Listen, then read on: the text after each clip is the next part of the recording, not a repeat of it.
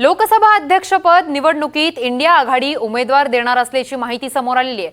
24 जून पासून संसदेचं अधिवेशन सुरू होणार आहे। या अधिवेशनात नव्या अध्यक्षांची निवड केली जाणार आहे। सरकारनं उपाध्यक्षपद दिलं तर निवडणूक न लढवण्याचा विचार करू असं स्पष्टीकरण इंडिया आघाडीनं दिलेलं आहे। तर लोकसभा अध्यक्षपद निवडणुकीत इंडिया आघाडी उमेदवार देणार असल्याची माहिती समोर आलेली आहे। तर संसदेचं अधिवेशन 24 जून पासून सुरू होणार आहे। तर या अधिवेशनातच नव्या अध्यक्षांची निवड केली जाणार आहे। सरकारनं उपाध्यक्षपद दिलं तर निवडणूक न लढवण्याचा विचार करू असं इंडिया आघाडीने सांगितलेलं आहे। तर या क्षणाची अतिशय महत्त्वाची बातमी, लोकसभा अध्यक्षपदासाठी अनेक नावं चर्चेत आहेत आणि या पार्श्वभूमीवर लोकसभा अध्यक्षपद निवडणुकीत इंडिया आघाडी उमेदवार देणार असल्याचं समजतंय। तर 24 जून पासून हे संसदेचं अधिवेशन सुरू होणार आहे। तर या अधिवेशनात नव्या लोकसभा अध्यक्षपदाची निवडणूक घेतली जाणार आहे। तर या लोकसभा अध्यक्षपदासाठी कोणाची निवड होते याकडे सगळ्यांचंच लक्ष लागून आहे। तर सरकारनं उपाध्यक्षपद दिलं तर निवडणूक न लढवण्याचा विचार करू असं देखील इंडिया आघाडीने स्पष्टीकरण दिलेलं आहे।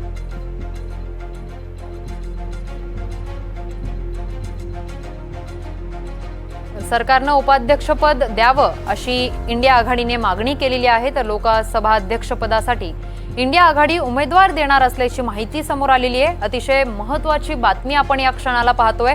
24 जून पासून संसदेचं अधिवेशन सुरू होणार आहे। तर या अधिवेशनातच नव्या अध्यक्षपदाची निवड केली जाणार आहे। तर लोकसभा अध्यक्षपदावर कोण विराजमान होणार याकडे सगळ्यांचंच लक्ष लागलेलं आहे। तर याच पार्श्वभूमीवर सरकारने जर उपाध्यक्षपद दिलं तर निवडणूक न लढवण्याचा विचार करू असं स्पष्टीकरण इंडिया आघाडीच्या नेत्यांकडून देण्यात आलेलं आहे।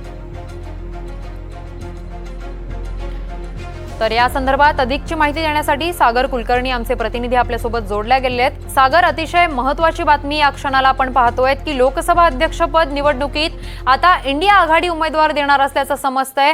तर दुसऱ्या बाजूला सरकारने जर उपाध्यक्षपद दिलं तर निवडणूक न लढवण्याचा विचार करू असं देखील इंडिया आघाडीच्या नेत्यांनी सांगितलेलं आहे। काय अधिकची माहिती आहे?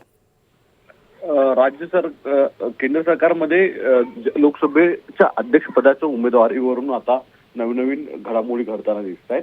एक बाजूला इंडिया अलायन्सकडून अध्यक्ष आणि उपाध्यक्षपदासाठी दावा केला जात असताना आता इंडिया अलायन्सच्या वतीने सांगण्यात आलेलं आहे की ते देखील अर्ज दाखल करतील। यामुळे मतदान जर झालं आणि त्यामध्ये इंडिया अलायन्समध्ये काही मागे पुढे मतांचा फेर झाला तर मात्र उपाध्यक्षपदावरचा जो दावा युपीए करते ते कदाचित मान्य करावं लागेल।